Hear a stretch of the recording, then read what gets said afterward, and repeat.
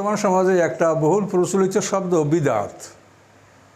তো এটা হলে এটা বিদআত, ওইটা বেদাত, এই একটা বেদাত শব্দটা এটা বহুল প্রচলিত, কিন্তু আসলে এটা কি? এটা তো মানে কোনো লোক তার মতের বিরুদ্ধে কিছু করতে দেখলেই হ্যাঁ এটা বেদাত। আমি আমার মতের বিরুদ্ধে দেখলে আরেকজনকে বলবো বেদাত, আর সে আমাকে তার মতের বিরুদ্ধে কোনো কাজ করতে গেলে বলবে বেদাত। এখন এই বেদাত শব্দটার অর্থ কি সেটা আগে শোনেন। বেদাত শব্দটা বাদী থেকে, আল্লাহ বাদিউস সামাওয়াতি ওয়াল আরদ, এই বাদী শব্দের অর্থ হলো অরিজিনেটর। বাদী খালাকাস সামাওয়াতে আর বাদিউস সামাওয়াতে, আল্লাহ আকাশ পৃথিবী সৃষ্টি করেছেন, এখানে খালাকাও ব্যবহার করেছেন, বাদিও ব্যবহার করেছেন। এর অর্থটা কি? অর্থ হলো বাদী শব্দের অর্থ হলো বেদাত, এই বাদী মূল ধাতুর থেকে নেওয়া হয়েছে।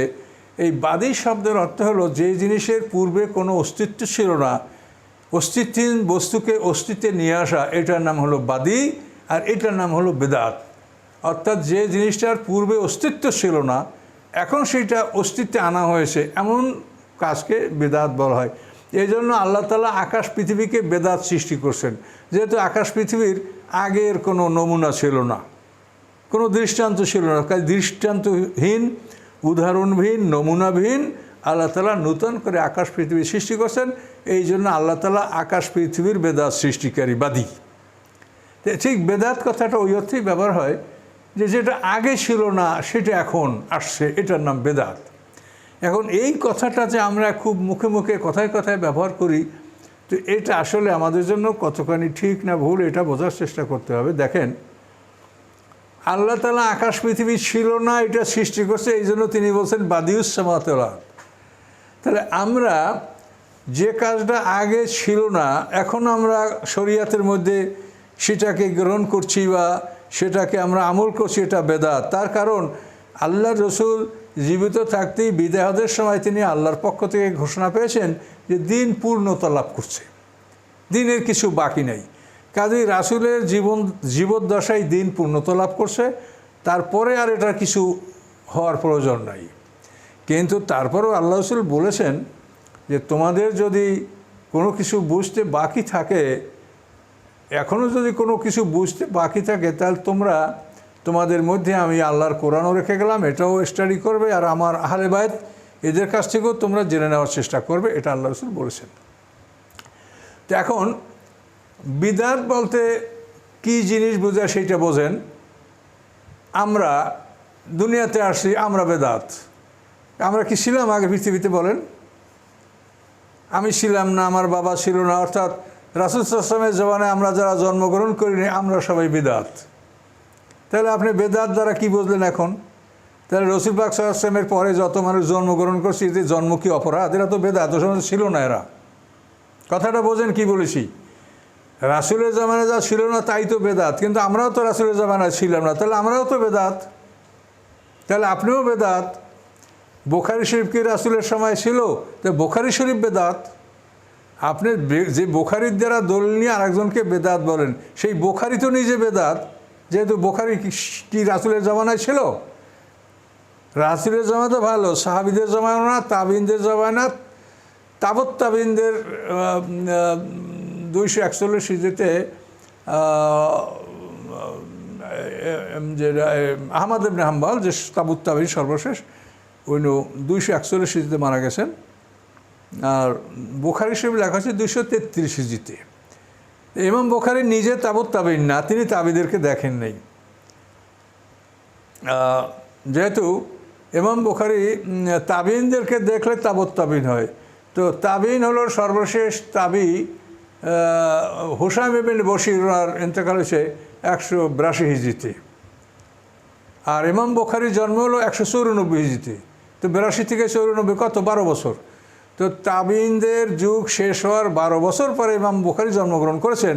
এই জন্য ইমাম বুখারী তাবুত তাবিনও নন, তিনি আওয়ামুন নাস। তাহলে আপনারা কথায় কথায় বেদাত বলেন, এটা হাদিসে নাই, কোন হাদিসে আছে? তাহলে আপনি এটা ভেবে দেখবেন না, তাহলে আপনার বুখারী শরীফ কি বেদাতের বাইরে? বুখারী তো বেদাত, যেহেতু এটা রাসূলের জামানায় ছিল না। আপনি আমরা সবাই বেদাত, আমরা কেউই রাসূলের জামানায় ছিলাম না। তাহলে এটা যদি আপনি বোঝেন, তাহলে আপনাকে স্বীকার করতে বাধ্য হবে, আপনি স্বীকার করতে বাধ্য হবেন যে বেদাত যেগুলি অর্থাৎ রাসূলের জমানায় যেগুলি ছিল না সেইগুলি যদি এখন হয় তাহলে সেগুলির মধ্যে কল্যাণকরও কিছু থাকতে পারে, অকল্যাণকরও কিছু থাকতে পারে। তাই যদি হয় তাহলে বেদাতকে দুই ভাগে ভাগ করতে আপনি বাধ্য হবেন, যে বেদাতে হাসানা আর বেদাতে সাইয়্যা। এটা নিয়ে কিন্তু অনেকেরই প্রশ্ন যে বেদাত তো বেদাতই, এবার হাসানা সাইয়্যা কিসের? তাহলে তাই যদি বলেন তাহলে বেদাত যদি বেদাতই হয় তাহলে আপনি রাসূলের পর থেকে সব বেদাত, কোনোটাই আপনি মানবেন না। কাজে এই জন্য আপনি যখন দেখেন যে আপনার জন্মটাও বেদাত, তখন আপনার জন্ম কল্যাণের জন্য হতে পারে আর অকল্যাণের জন্য হতে পারে। কাজে আপনার আমার জন্মটা যদি কল্যাণের জন্য হয় তাই এটা আমার জন্মটা বেদাতে হাসানাই হলো, আর যদি অকল্যাণের জন্য হয়ে থাকে আমার জন্ম বা আপনার জন্ম আল্লাহ না করুক তাহলে এটা বেদাতে সাইয়্যা হবে। তাহলে বেদাতকে দুভাগে ভাগ করতে আপনি বাধ্য। এটা বলতে পারবেন না বেদাতে হাসান এবং সাইয়্যা নাই, এটা আপনি বলতে পারবেন না। তাহলে তো সবই বাদ দিতে হবে, আপনার সব হাদিস টাদিস সব বাদ হয়ে যাবে, কারণ এগুলো সব বেদাত। তো এই জন্য উমর ফারুক রাদিয়াল্লাহু তাআলা আনহু তারাবি নামাজ পড়ার কথা বলেছেন। তিনি বলেছেন যে নেমাল বেদাত, এটা আমি একটা উত্তম বেদাত করেছি, উত্তম একটা নতুন জিনিস আমি করেছি। তার কারণ পরীক্ষা ছাড়া ছাত্ররা পড়াশোনা করে না। বছরে পরীক্ষার সময় হলে, পরীক্ষার ডেট পড়লে 1 মাস 2 মাস 3 মাসে ছেলেরা যা পড়াশোনা করে তা বছরে 9 মাসে করে না। তো এই জন্য উমর ফারুকের চিন্তাভাবনা যে কোরআনের হাফেজদের জন্য একটা পরীক্ষার টাইম হোক। এটা হলো রমজান মাসে সমস্ত হাফেজরা তারাবি নামাজে কোরআন শরীফ খতম করবে, মুক্তাদিরা শুনবে, হাফেজরা মুখস্থ করবে। কাজে এইটা হবে কোরআন হেফাজতের জন্য একটা পরীক্ষা। বৎসরে কোরআন হেফাজতের জন্য একবার পরীক্ষা হবে, এই পরীক্ষাটা হলো রমজান মাসের তারাবি। কি বুঝতে পারছেন? তারাবি নামাজের গুরুত্বটা কোথায়? এটা কত অনেকে বেদাত বলেন, বলতেই পারেন, আপনাদের আল্লাহ তাআলা যার যা জ্ঞান দিয়েছে আপনি বলতেই পারেন। তো আমিও যাতে একটা সমাধায় মানুষ বুঝতে পারে এটা চিন্তা করে আমি কথাবার্তা বলছি। আমার কথার দ্বারা কোনো ফাসাদ হোক এটা যেন আল্লাহ না করেন, এমন কথা আমার মুখ থেকে আল্লাহ বের যেন না করেন। আমি চিন্তা করছি যে একটা সমাধান যাতে হতে পারে সেটাই বলছি। যে তাহলে বেদাতকে আমরা উমর ফারুক রাদিয়াল্লাহু বলেন নেমাল বেদাত, তার কারণ এটা কোরআনকে সংরক্ষণ করার পদ্ধতির এটা একটা পরীক্ষা। বছরে একবার কোরআন সংরক্ষণ হাফেজদের পরীক্ষা হবে, যে তারা কোরআন ঠিকমতো মুখস্থ করেছে কিনা, ঠিকমতো আয়ত্ত করেছে কিনা, এটার পরীক্ষা হবে রমজান মাসের তারাবি নামাজের মাধ্যমে। এই জন্য ওমর বলছেন এটা নেমাল বেদাত, এটা খুব উত্তম বেদাত। তো এইভাবে দেখেন পৃথিবীর আপনি বেদাতকে দুই ভাগে ভাগ করতে 100 ভাগ আপনি বাধ্য হবেন। যদি না হন তাহলে আপনি নিজে আটকা পড়ে যাবেন। আপনি বলেন এখন এই গরমের দিনে আমরা বৈদ্যুতিক ফ্যান ঘুরাচ্ছি, তো আমরা কি জানি ব্যবহার করা হয় আরও এসি, আমরা এসি ব্যবহার করছি, আমরা মসজিদে মাইক ব্যবহার করছি, মাইক্রোফোন ব্যবহার করছি, আমরা গাড়ি ঘোড়ায় চলাফেরা করছি। তাহলে এগুলিতে সবই বেদাত। এর কোনটা ছিল আল্লাহ রাসূলের জামানায় বলেন? আমরা এখন যেভাবে সুন্দর করে মসজিদ করছি, তারপরে মসজিদের সমস্ত বৈদ্যুতিক আসবাবপত্র ব্যবহার করছি, সুযোগ সুবিধা ব্যবহার করছি, এর কোনোটাই কি আল্লাহ রাসূলের যুগে ছিল? ছিল না। এগুলি সবই বেদাত। এই যানবাহন ব্যবহার করা বেদাত। এখন বলেন যদি আপনি সবই বেদাত বলেন আর বেদাত যদি বর্জনীয় হয় তাহলে আপনারা ঘোড়া সংগ্রহ করেন আর উট সংগ্রহ করেন আর সেভাবে চলার জন্য ব্যবস্থা করেন। আপনারা এই গাড়ি ঘোড়ায় চড়িয়েন না, কেউ মাইক ব্যবহার করেন না, অন্যান্য সুযোগ সুবিধা ব্যবহার করবেন না, যেহেতু এগুলো সবই বেদাত। তাহলে এখান থেকে আপনি বোঝেন যে বেদাত জিনিসটাকে দুইটা ভাগে আপনি ভাগ করতেই বাধ্য।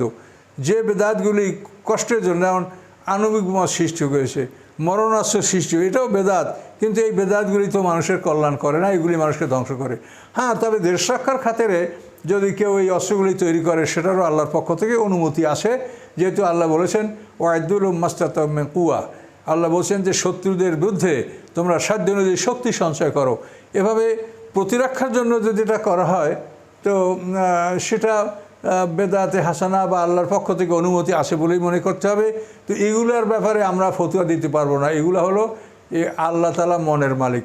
আল্লাহ জানেন যে কে নিজের দেশকে রক্ষা করার জন্য অস্ত্র তৈরি করছে বা সংরক্ষণ করছে, আর কে অপরের দেশকে আক্রমণ করার জন্য করছে, এটা আল্লাহ ছাড়া তো আমরা বলতে পারবো না। কাজে এই বিষয়গুলির কোনো রায় দেওয়া যাবে না। তবে আমরা এতটুকু বলতে পারছি যে আল্লাহ যেহেতু কোরআনে বলছে যে তোমরা সাধ্য অনুযায়ী শত্রুদের মোকাবেলার জন্য শক্তি সঞ্চয় করো, যেটা করা যেতে পারে।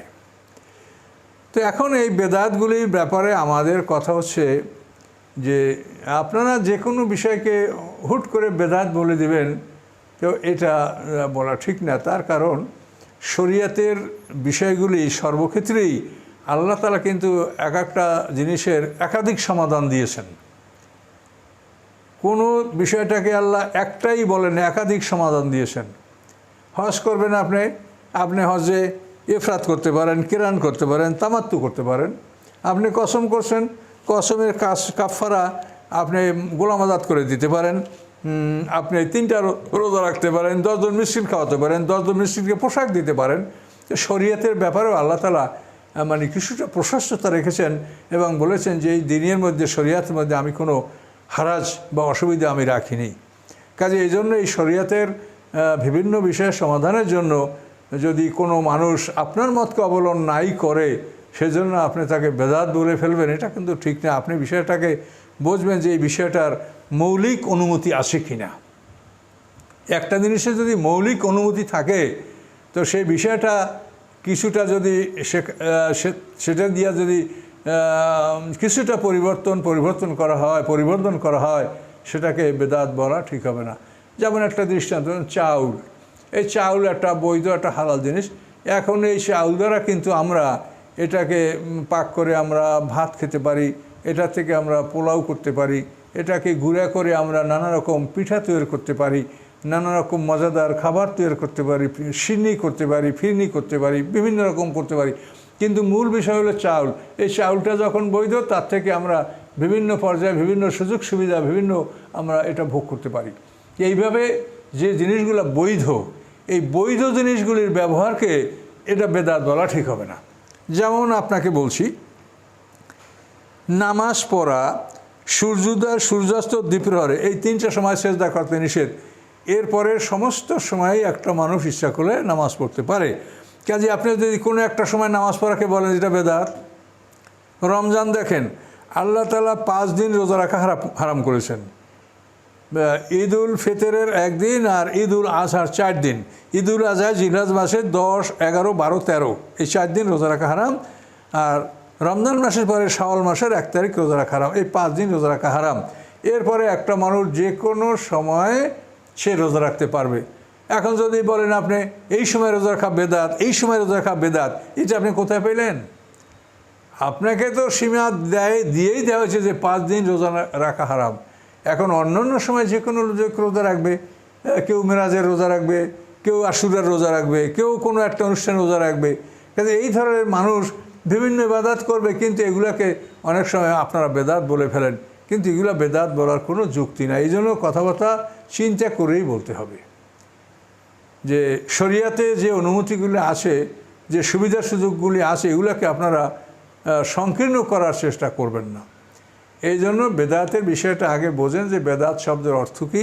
কাজেই কথায় কথায় বেদাত বলবেন না। বেদাত যদি বলেন যে রাসূলের পরে যা হচ্ছে সবই বেদাত, তাহলে কিন্তু আপনারা একেবারে টোটাল অচল হয়ে যাবেন। তাহলে আপনি নিজেও বেদাত এবং রাসূলের পথে যত গ্রন্থ আদি সব বেদাত। মাদ্রাসায় পড়ছেন, এটা বেদাত। মাদ্রাসায় আপনি 18 ক্লাস ইয়াজদম, দহম, নহম, হাস্তম, হাপ্তম, ষষ্ঠম, পঞ্চম, চারম, সুয়ম, দুম, উলা টাইটেল, এই যে 18 ক্লাস আপনি পড়ছেন, এটা বেদাত নয় কি? বলেন, এটা কি বেদাত কি নয়? আপনি যে একের পর এক ধারাবাহিক কেতাবগুলির উপরে ডিগ্রি দিয়ে যাচ্ছেন, এইটা মুফতি, এইটা মাওলানা, এইটা মৌলবি, এগুলি সব বেদাত নয়? এগুলি কি কোনোটাই আল্লাহ রসুলের জমানায় ছিল? কাজে আপনি যদি এরকম কথায় কথায় বেদাত বলেন, তা আপনি কিন্তু নিজেই বেদাতের মধ্যে আটকা পড়ে যাবেন। এই জন্য এরকম খুব দ্রুত ফতুয়া দেওয়ার চিন্তা না করে, ফতুয়া একটু বিলম্বে দেন, একটু চিন্তা করে কথা বলেন, একটু ধীরস্থির হওয়ার অভ্যাস করেন। হঠাৎ করে ফতুয়া দেওয়া, এটা কিন্তু সাধারণত কম জ্ঞানের লোক যারা, তারাই এগুলো টকাটক করে ফতুয়া দেওয়া শুরু করে দেয়। এতে সমাজে একটা বিশৃঙ্খলা সৃষ্টি, অশান্তি সৃষ্টি হয়। তা আমরা অনুসন্ধান করে দেখতে পাবো যে আমরা যে কাজগুলি ইসলামের সীমার মধ্যে করছি, সেগুলোকে যদি আমরা বেদাতের প্রকৃত অর্থের সাথে মিলিয়ে দেখি, এটা প্রত্যেকটাই বেদাত। কিন্তু এর মধ্যে যদি কোনো কল্যাণকর কাজ থাকে, তখন সেটাকে আমরা বলবো যেটা বেদাত হলো, এটা বেদাতে হাসানা। যেমন মাদ্রাসা প্রতিষ্ঠা করে সেখানে শ্রেণীবিন্যাস করে শিক্ষা প্রদান করা হচ্ছে, শিক্ষকদেরকে বেতন দেওয়া হচ্ছে, এগুলো সবই বেদাত। কিন্তু এগুলো বেদাতে হাসানা। এগুলি না হয়তো আপনি সমাজকে টিকাতে পারবেন না, দিনকে আপনি দিনের অস্তিত্ব টিকে রাখতে পারবেন না।